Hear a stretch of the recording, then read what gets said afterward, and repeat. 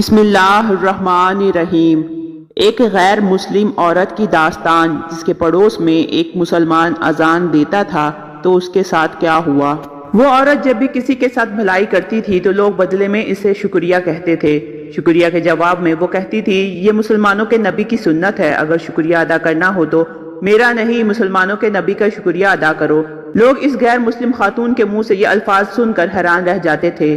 وہ ہیوسٹن کے انتہائی پوش علاقے میں رہتی تھی، ایک ایسا علاقہ ہے جہاں کوئی پڑوسی اپنے پڑوسی کو نہیں جانتا۔ ایسے علاقے میں اس کے اعمال کی وجہ سے اسے سڑکوں پر بھیک مانگنے والا ہر بھکاری جانتا تھا، ہر وہ انسان جانتا تھا جس کی مجبوری میں وہ اس کے کام آئی تھی، اور ایک ایسے وقت میں کام آئی تھی جب اس انسان کے پاس اور کوئی وسیلہ نہیں ہوتا تھا۔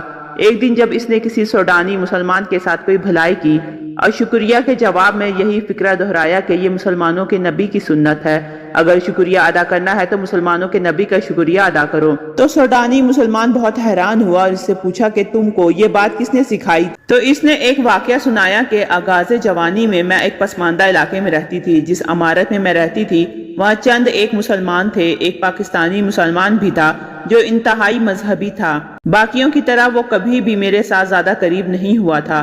میں نے اپنے انداز میں اسے دعوت گناہ بھی دی تھی لیکن اس نے رد کر دی تھی۔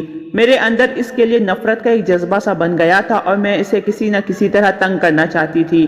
مختلف مواقع پر کرتی بھی رہتی تھی، یہاں تک کہ اس پاکستانی نے نماز کے وقت باقاعدہ اذان دینا شروع کر دی تھی۔ میں نے ایک دو بار اسے منع کیا تو اس نے کہا کہ میں کوشش کرتا ہوں میری آواز میرے کمرے تک محدود رہے، لیکن کبھی کھڑکی کھلی ہونے کی وجہ سے باہر گیلری میں چلی جاتی ہے۔ میں اس کے لیے معافی چاہتا ہوں۔ میں نے اسے کہا کہ تمہیں معافی ایک ہی صورت میں مل سکتی ہے کہ تم اذان نہ دیا کرو، لیکن اس نے میری بات نہیں مانی۔ میں نے ایک دو بار اس کی اذان ریکارڈ کی اور پھر پولیس میں اس کی کمپلین کر دی اور بتایا کہ اس وجہ سے میں تنگ ہوتی ہوں، میرے سکون میں خلل آتا ہے، اسے منع کیا جائے۔ پولیس نے اس پاکستانی کو وارننگ دی لیکن وہ پھر بھی باز نہ آیا۔ البتہ اب مجھے اس کی گیرلی میں آواز سنائی نہ دی، لیکن پولیس کے وارننگ پر میری تسلی نہ ہوئی تو میں نے اس کی دوبارہ کمپلین کی۔ اب کے بعد میری کمپلین پر ایکشن لیا گیا اور اسے پولیس اسٹیشن بلا لیا گیا۔ تقریباً اسے پوری رات کے لیے پولیس اسٹیشن میں پابند رکھا گیا۔ صبح جب وہ قانونی معاملات سے فارغ ہو کر اپنے گھر واپس آ رہا تھا تو میں اسے بلڈنگ کے سامنے سڑک کنارے اوندھے منہ لیٹی ہوئی ملی۔ اس نے بجائے گھر جانے کے فوراً متعلقہ ادارے کو اطلاع دی، مجھے ایمبولینس میں ڈالا اور ہسپتال لے کر آیا۔ چونکہ ایک عمارت میں رہنے کی وجہ سے وہ میرے حالات سے اچھی طرح واقف تھا، اسے پتا تھا کہ میرا ایک معصوم بچہ بھی ہے اور میرا بوائے فرینڈ مجھے چھوڑ کر جا چکا ہے، اس لیے مجھے ہسپتال پہنچانے کے بعد وہ واپس آ کر میرے بچے کا پیمپر بدلا، اس کی خوراک کا انتظام کیا، میرا بچہ اپنی کسی کولیگ خاتون کے حوالے کیا اور خود میرے پاس واپس ہسپتال پہنچ گیا۔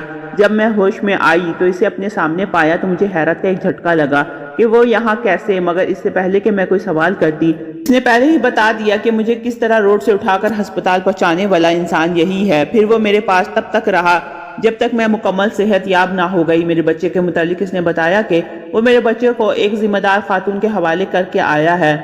جب میں صحت یاب ہو گئی تو وہ میرے ساتھ میرے گھر تک آیا، لیکن میری دعوت دینے کے باوجود میرے کمرے میں نہ آیا۔ میں اس پاکستانی کے اس عمل سے بہت متاثر ہوئی اور میرے دل میں بار بار یہ سوال آتا رہا کہ میرے اتنے برے رویے کے باوجود میرے ساتھ اتنی اچھائی کیوں کی، یہاں تک کہ میں یہ سوال کیے بغیر نہ رہ سکی اور اسے یہ سوال ایک موقع پر پوچھ لیا تو اس نے مجھے بتایا کہ یہ میرا فرض تھا، میرے نبی کی سنت ہے، آپ میری پڑوسی ہیں اور میں آپ کے بارے میں جواب دہ ہوں۔ میں اس پاکستانی کے بات سے بہت متاثر ہوئی، اس لیے مجھے جہاں بھی کسی کے ساتھ بھلائی کرنے کا موقع ملتا ہے میں اس کے ساتھ بھلائی کرتی ہوں، یہاں تک کہ وہ لوگ جنہوں نے میرے ساتھ کبھی زندگی میں برا کیا تھا میں نے ڈھونڈ کر ان کے ساتھ بھلائی کی ہے، اور میری بھلائی کے بدلے میں جب بھی مجھے کوئی شکریہ کہتا ہے تو میں اس کو یہ ضرور بتاتی ہوں کہ اس شکریہ پر میرا کوئی حق نہیں بلکہ یہ مسلمانوں کے نبی کی سنت ہے۔